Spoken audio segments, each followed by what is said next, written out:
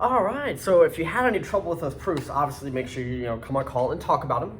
So today we are the day before the quiz, right? So that's why if you have questions or proofs, get on call and ask about them. So we're gonna go over what's called CPCTC proofs. You're like, what? This is a very long acronym. It stands for corresponding parts of congruent triangles are congruent. Basically, the statement is saying, let's say I have two triangles, and let's say that I know by side, angle, side, that there's enough information to know that all of the triangle is congruent to the other one. If I can get that statement in there that this triangle is congruent to that one, then if I need to find out, let's say that this angle is congruent to this one, I will say, well, yes, of course it is. Why? Because corresponding parts of congruent triangles are congruent. Please don't do that. But the idea is that once I have a minimum information to know they're congruent, at that point, all the other sides and all the other angles become congruent, which we might not need to talk about, but if they do, then we can say, I now know that from CPCTC. There may even be some more interesting situations that we'll get into where you might have one extra line after that, because maybe I'm trying to prove some type of vocabulary thing that's happening, and I can get these triangles congruent to each other. Then I can mention that some other piece that I need to know is congruent because of CPCTC. And that will mean that the vocab word is true or is happening. So I'm going to run through some different examples, see some things that are happening, but that is the main goal of this step, is that once the triangles are proven congruent, I can also know that other parts of them are congruent. So let's see. Vocab words: CD bisects AB. CD cuts in half AB. I also know that angle A is congruent to angle B. Visually, I know that I have vertical angles here, and I know that by angle side angle, that I have enough information to get these triangles congruent to each other.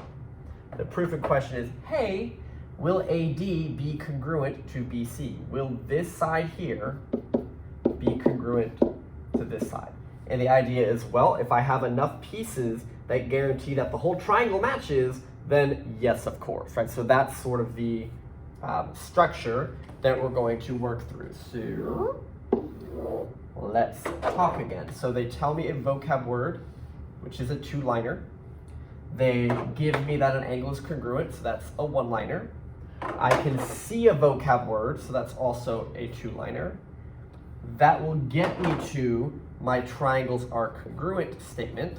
And if I can get that, then I'll be able to say that all of the other parts of these congruent triangles are also congruent to each other. And my reason why for congruency is going to be ASA. I know that the triangles, it doesn't really matter what order, but you have to pick one and follow it, because normally the last ones you just copied what they wrote. So let's say I go with AED randomly, so green, blue, nothing, then I have to also label as green, blue, nothing, so triangle BEC. And what will that get me? That will get me the fact that I now know that those sides are the same as each other. So the idea is, like we did before, find all of the pieces that prove congruency, and if I have congruency, then other parts will also match, because all the corresponding parts of a congruent triangle are congruent to each other. All right, let's fill it in. CD bisects AB. So CD bisects AB, given that meant that AE and EB, AE and AB, no, and EB, sorry guys, and EB are congruent. Definition of bisector. You told me that angle A was congruent to angle B. That was given. Okay, so here that was a side, here was an angle. I see vertical angles. I'm going to give them numbers, 1 and 2. I'm going to say angle 1 and angle 2 are vertical angles. Definition of what a vertical angle is in a picture. And then angle 1 is congruent to angle 2. Why? Because if we have vertical angles, then they are congruent. Okay, that led me to the triangles being congruent to each other. I have to say the correct order, and I have to pick an order that matches, and then I can let that finish with, then of course these are also congruent. Okay, let's look at another one.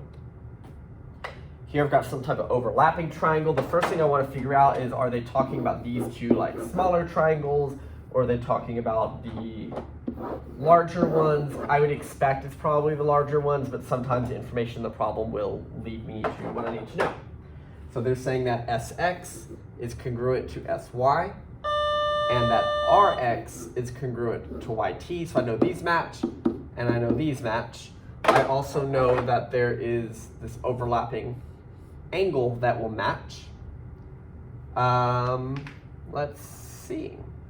If I visually pull out these two triangles,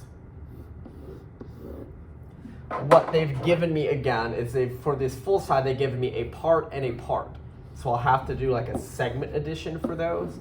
But these baby pieces are also an actual side that I know about. And then the reflexive angle that they share is an angle that I know about. So I feel like I can build a side angle side from the two things, well, yeah, from all that information. And then they're asking, is that enough to know that Ry goes to Xt? Will Ry also match Xt? And the answer will be yes, because I have enough information to get the triangles congruent. Therefore, any other parts that I could want to talk about would also be congruent. So let's start the problem. So Sx is congruent to Sy, given that happens to be the shorter side, so that is a side that I know. I know that Rx is congruent to Yt, given, but Rx and Yt are not the full segment. So I know the part, I know the other part, I need to comment on the whole thing. So this is what we kind of practiced yesterday, that if I have the one part and the other part written down, that I can then write the full distance from R to S is congruent to the whole distance S to T. And we'll write segment addition. And this is like the super shortcut of all those segment addition steps. But in order to write this, I need to see both of the parts. It just so happens that this small part is also a full side. Okay, but those two parts together happen to make another full side that I can talk about. And then the reflexive angle that they share, so angle S is congruent to itself, and that is an angle that they have in common. So I have three letters in an order that works. So for side angle side, I can say that these two triangles are congruent. I have to pick some combination. I'm just gonna go like top, short, long, so SYR. So top, short, long would be SXT. That gets me that the triangles definitely match each other, and if the triangles match each other, then every other part that I haven't already started talking about will also match each other. So that will give me enough information to know that yes, some other random side on this triangle will match, because corresponding parts of congruent triangles are congruent. All right, let's look at some more. Probably two more, so this one and one more. Okay, there's a lot going on here, so let me figure out, again, I need to figure out, they're talking about this skinnier triangle, they're talking about the medium triangle, like is it this one to that one, or this kind of overlap to that one? I'll probably have to kind of look at what they're giving me to be able to get those statements. I can tell in the end they want to know, is AE the same thing as DB? So my assumption here is we're probably referring to that larger triangle that's being kind of reflected there. So let's see what I know. I know that just this angle R is equal to this angle S. I know that the distance from A to C matches the distance from B to C. Okay.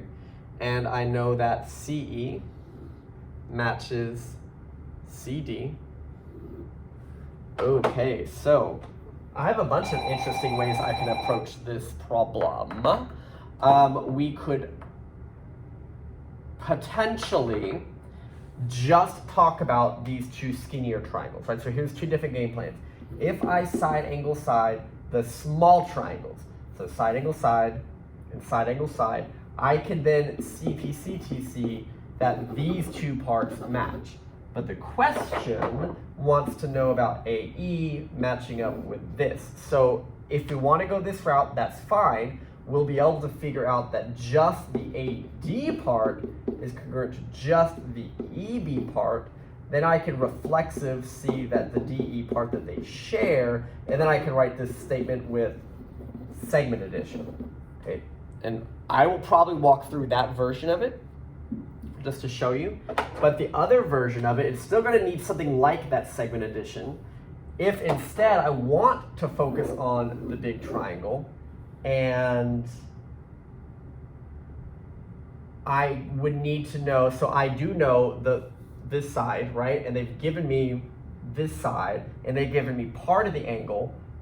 Well, I have this like reflexive angle. I could do like an angle addition step, and then once I've got the angle addition for the two triangles, then the full side will equal the full side. So it's kind of like you either get the small part, reflexive side, segment addition, or you have to do the reflexive angle addition, and then just get the side at the end. Both of those approaches are going to work, but like I said, I'm going to go ahead and kind of re-highlight this and focus on the skinnier triangles and then just patch it up at the end. Okay, that's what I'm going to do. So I know that angle R is congruent to angle S. Angle R is congruent to angle S. And since I've decided to focus my attention on the tiny triangle, or pair of tiny triangles, I will say that that is the angle as I want it. Like I don't need the overlapped part here in the middle for my approach. And that's a given. They tell me that AC is congruent to BC. So A to C is congruent to B to C. AC is congruent to BC, given. That is a side of those two that they share, so that works for me. CE is congruent to CD, so CE congruent to CD. CD is congruent to CE, given. That's a side that I know. If I am focusing on the small triangle, then I have side angle side congruency. So because of side angle side, I can write my triangles are congruent statement. Let's go with CAD, so top out in, so top out in, so CAD matches CBE. But again, you could pick any order, just make sure that you copy the way that you wrote it. And I'm trying to get to the fact that AE equals DB. So I cannot just say that and say CPCTC because I don't have that as a part of that triangle. But what I can do is sort of an in-between step. I can say that AD is for sure congruent to EB. That is from CPCTC. So now I know that all the other pieces are congruent. I know that this part that they share has to be congruent. That's reflexive. And then my final step will be the proof that that means this whole thing from AE all the way to DB are congruent because of segment addition. And I'm allowed to say segment addition as long as I can see both parts. So I have what I label in green and what I label in blue is like small part and medium part. So I'm allowed to say that small plus medium equals small plus medium. So as long as I have the two parts, I can say that, and then that gets me my proof. Okay, so like I said, there's another way to do it that involved a reflexive angle earlier on, and that would have proven a different triangle congruent. And then I could have just from CPCTC been the last step. But in the end, something had to kind of come in reflexive. Either it was the segment that they share or the angle that they share, depending which triangle you're focused on. And at some point you had a CPCTC. So just, I wouldn't say that one is going to be more or less steps. You just have to find one that kind of makes sense that you feel like you can confidently follow. Let's look at one more. This one is saying that BC is congruent to CD. It says that BA is congruent to DA. Okay, I know I can see reflexive here. So I know by side, side, side, these are for sure congruent. The question is, does AC cut in half DAB? So they're asking, if this was bisecting, then that would mean these are congruent. So I don't technically know that now, But I have sides that are given, sides that are given, a reflexive side that's given. That's enough information to say, yes, they're congruent.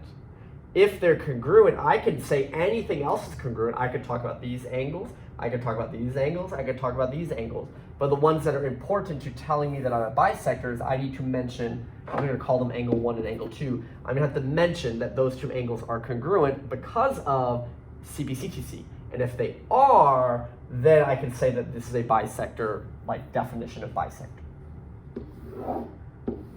So this is all about organizing what did I start out knowing versus what do I end up knowing, right? So what I started knowing was that this side was congruent, that the blue side was congruent, red was a reflexive. I see those three sides give me a side, side, side reason for the triangles to match, and I'll come up with a way that they match. And if they do match, then I can say anything else matches. But the only thing that matters to this vocabulary word is that these two angles are congruent. So I'll want to say that those two angles are congruent because of CPCTC. And then that means my proof is that then I am bisecting, AC bisects angle DAB, Y, and this is kind of like definition of bisector in reverse. So normally if I say you're a bisector, then by definition of bisector, I know what angles are matching. Well, here, if I can get the two angles that are matching, that's enough to know that I'm a bisector. So it's kind of like the converse or going backwards there. So let's just fill in the proof. Wrong column. This first side was just that BC was congruent to CD, given. This side, BA was congruent to DA, given. Here I had to see in the picture that CA or AC, however you want to write it, CA is congruent to itself, reflexive. Those were sides that gave me congruent triangles. I'm going to go with ABC. If I go ABC, then I need to read this as ADC. And we said side, side, side was Y, that was true. And then if I CPCTC, I can pull any other information I might want. In this case, I need to show those angles so that I can say AC cuts in half this angle, right? So let's just say for fun, if it didn't say angle DAB, it said angle BCD, then instead I would have talked about these two angles being congruent, and then because of that, bisector. So it just depends what the vocab word is, or I could prove something as a midpoint if I can know that the other segments match. Things like that, okay? I think that's it because there is a worksheet that goes with this. It's a CPCTC Proofs. It says by Friday, but that's more of like a goal because number one, there's a quiz tomorrow. The quiz tomorrow does not include the new CPCTC step, or at least I don't think that it does. No, I don't think so. It does not. So it's just going to cover kind of what we've looked at the last 2 days. The DLA is on Friday, and since this is kind of like no homework on these nights, I generally am telling you, well, today's Wednesday, tomorrow or Friday, between these 3 days, I need you to try to find the time to get this done so that on Monday, we can pull that up on the board and go over any questions you might have, since there won't be like any Zoom calls, and even in person, like they'll be taking those things, so there won't be any time to talk about them. So Monday, we'll be able to go over this. Also, Tuesday, your chapter worksheet's due. So if you've kind of put that in the back burner and haven't been working on it, make sure we're getting that done. So that on Monday, you can kind of come in with these proofs done, this done, and we can just sit around and talk about it. So if it's me, I would try to get through at least half of them today, just so you're kind of on track, or start looking at your chapter worksheet. Like do something to get you going. Otherwise, there's going to be a lot of things that are going to kind of come together all at once next week. That's all I got for you. You guys have a good day.